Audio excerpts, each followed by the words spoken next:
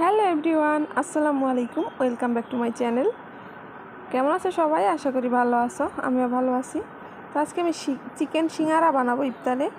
তো এই জন্য আমি ময়দাটাকেও মেখে নিচ্ছি একদিকে, আর অন্যদিকে চিকেন দিয়ে, চিকেন, পেঁয়াজ, আলু সব কিছু দিয়ে পুরটা মাখিয়ে নিয়েছি।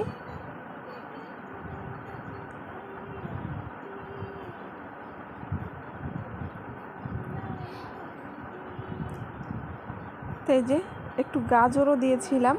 সব কিছু দিয়ে সুন্দর করে পুরটাকে মাখিয়ে নিয়েছি। একদম অল্প পরিমাণে একটু আলু, একটু গাজর, আর বেশি করে পেঁয়াজ, আর একটু মুরগির মাংসের সলিড পিস দিয়ে দেওয়া হয়েছে। আর এখন আমি ময়দাটাকে মেখে নিচ্ছি।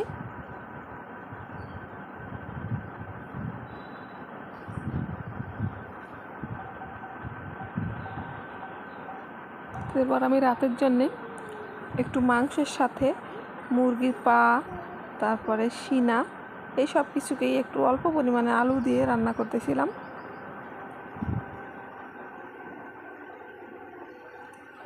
এটা হচ্ছে ইফতারের পরে খাওয়ার জন্যে।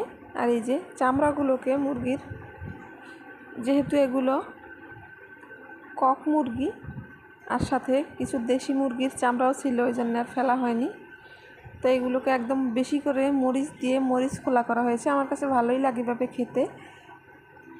মুরগির চামড়াগুলোকে কেউ না ফেলে দিয়ে এভাবে মরিচ খোলা করে খেতে পারেন। একদম ভাজা ভাজা করে ফেলবেন বেশি করে মরিচ দিয়ে। আর সব রকমের মশলা তো দিতেই হবে। তো এই যে দেখতেই পাচ্ছেন, খুবই লোভনীয় হয়েছে। আমার এটা খুবই ফেভারিট, এটা হলে আমার কিছুই লাগে না। আর এই যে এগুলো রান্না করেছিলাম, একটু দেখিয়ে দিচ্ছিলাম। ঘিলা, কলিজা, পা, সিনা, আর কিছু টুকরা টুকরা মাংস ছিল, সলিড পিস। তো সব কিছুই নিয়ে নিয়েছি। এইগুলো আসলে ব্রয়লার মুরগির। তো এইগুলো এখন রান্না করব। আর মুরগির চামড়াগুলো মরিচ খোলা করেছি। সাথে আরও অন্যান্য অনেক রান্নাবান্না আছে, তো সামনে আছে, দেখতেই পাবেন। তারপরে এই যে সিম আলু ভাজি করা হয়েছে। আর এখানে তেলাপিয়া মাছ ভাজি, ছোট সাইজের কিছু তেলাপিয়া মাছ আনা হয়েছিল। তো এগুলোকে এখন তরকারি দিয়ে রান্না করব।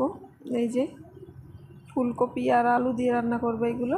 আমি যেহেতু দুই বেলার রান্নাবান্না একসাথেই করে ফেলি, ভোর রাত এবং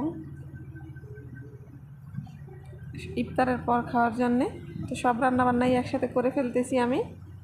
তো দেখতে থাকুন আর সঙ্গেই থাকুন। আর রান্নাবান্নাগুলো কেমন লাগে আপনাদের কাছে কমেন্টে কিন্তু জানাতে ভুলবেন না। এত কষ্ট করে ভিডিও এডিট করি, কেউ লাইক